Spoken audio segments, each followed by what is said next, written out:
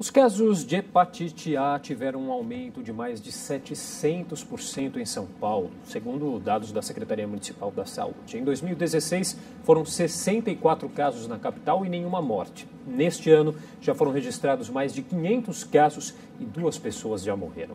Bom, para entender o que está acontecendo, eu recebo agora o infectologista Ivan Marinho. Olá, doutor, tudo bem? Tudo bem, como vai, Felipe? Tudo em ordem. Doutor, então, só para a gente começar a nossa entrevista aqui, para contextualizar, explica um pouquinho para a gente o que é a hepatite A. Hepatite A é uma doença viral, né, que acomete o fígado, uma hepatite aguda. É uma doença muito frequente nas faixas etárias menores, nas crianças, antes do esquema de vacinação. Era uma patologia predominantemente de crianças e que está muito relacionada com o saneamento básico. Tem uma transmissão fecal-oral, então ocorria muito na infância, logo nos primeiros anos de vida, pela contaminação tipo mão, alimento e região perianal, etc. Tá. E como que a gente explica, então, esse aumento aí de 700% nesses casos de hepatite A agora aqui em São Paulo, doutor? Isso é uma coisa peculiar, não é? Esse surto de hepatite A ocorreu na Europa e agora está se repetindo aqui e tem uma característica totalmente diferente epidemiologicamente da hepatite A que a gente conhece, hepatite da doença da criança. Esse é um surto principalmente entre homens, não é? Em homens jovens, e com tem a relação sexual homem entre homem, mais frequentemente, e isso tem uma explicação. Quando as pessoas da nossa faixa etária, da minha faixa etária, que tem 40, 50 anos, a gente adquiria muito a doença nos primeiros anos de vida, né? Aí veio-se a urbanização, melhorou-se o saneamento básico, e essas pessoas deixaram de adquirir a doença, que é muito protetora, e eles ficaram suscetíveis. Então, hoje a gente tem uma população de adultos jovens extremamente suscetível e que não foram vacinados, né? Hoje a gente tem a vacinação para as crianças disponível no serviço público, até o ano passado até 2 anos de idade, esse ano foi estendido até os 5 anos de idade. Então, essas crianças mais jovens estão protegidas, mas tem uma faixa etária que está totalmente desprotegida porque não teve um contato frequente com o vírus e não tomou vacina. Uhum. A gente pode dizer então que aí a explicação, a causa principal aí para esse surto, então é uma relação sexual desprotegida? Desprotegida. Em uma população que está desprotegida porque não adquiriu a doença na infância e porque não tomou vacina. Essa vacina ela é indicada para todas as pessoas? Hoje é para todas as pessoas. Hoje é uma vacinação que tem que se fazer a partir de 1 ano de idade. Até os 5 é disponível na rede pública e, exceto isso, quem nunca tomou a vacina deve tomar na rede privada, que também enfrentamos um problema que não tem vacina disponível há algum tempo.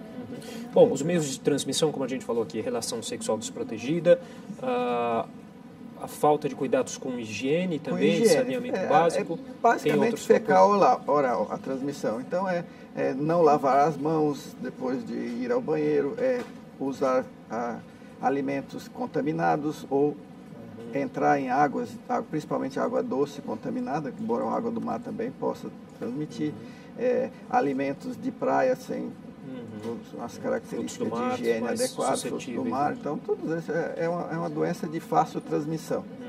E essa doença apresenta sintomas, doutor? Sim, os sintomas são bem característicos, né? São sintomas de bastante mal-estar, náuseas, às vezes vômito e uma intensa astenia, seguida de olho bem amarelado, urina escura, fezes esbranquiçadas. Então, são as características, embora essa é a fase mais sintomática da doença, a apresentação clássica da doença. Mas existem outras apresentações que são confundidas com uma gripe, né?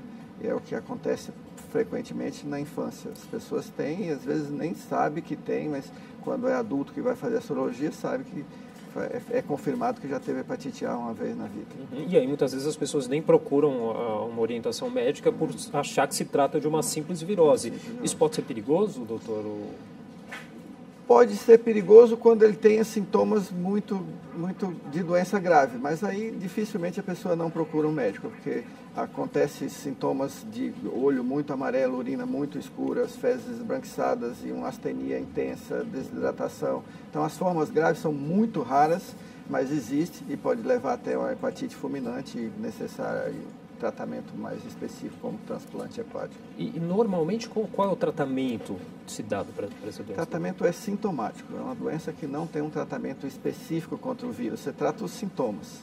Então é repouso, é uma dieta adequada que tenha uma quantidade de gordura reduzida, porque isso dá náuseas e piora os sintomas de desidratação. Evitar agressões ao fígado, que está bastante inflamado, então evitar bebida alcoólica, evitar exercício em exagero. Então é uma doença que requer repouso, hidratação adequada e sintomáticos para o vômito, eventualmente uma febre baixa que possa ser resolvida com analgésico. E normalmente demora quanto tempo aí para o vírus? Os sintomas são mais ou menos em torno de 30 dias. Existem algumas hepatites que podem se arrastar até 3 meses ou 6 meses, mas todas elas evoluem para a cura definitiva. É diferente da hepatite B e hepatite C, que pode se tornar crônica. Agora, apenas uma minoria das pessoas apresenta aí os sintomas clássicos da infecção? É verdade. A maioria das pessoas apresenta os sintomas que são confundidos com viroses comuns. Principalmente quando isso é na infância. Na fase adulta, tende-se a ter mais sintomas, a ser mais uma doença mais sintomática. Então, já diria meus avós, quanto maior a árvore, maior a queda. É verdade.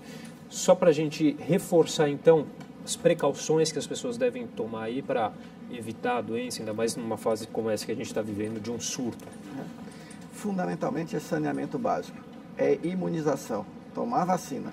Toda criança tem que tomar vacina e ela está disponível na rede pública até os 5 anos de idade. Para menores de 5 anos está disponível. Quem não tem direito na rede pública, deve procurar rede privada também, principalmente se são pessoas de risco de transmissão da doença, tipo profissionais de saúde, profissionais que lidam com alimento, é necessário. Ok, doutor, tá bom.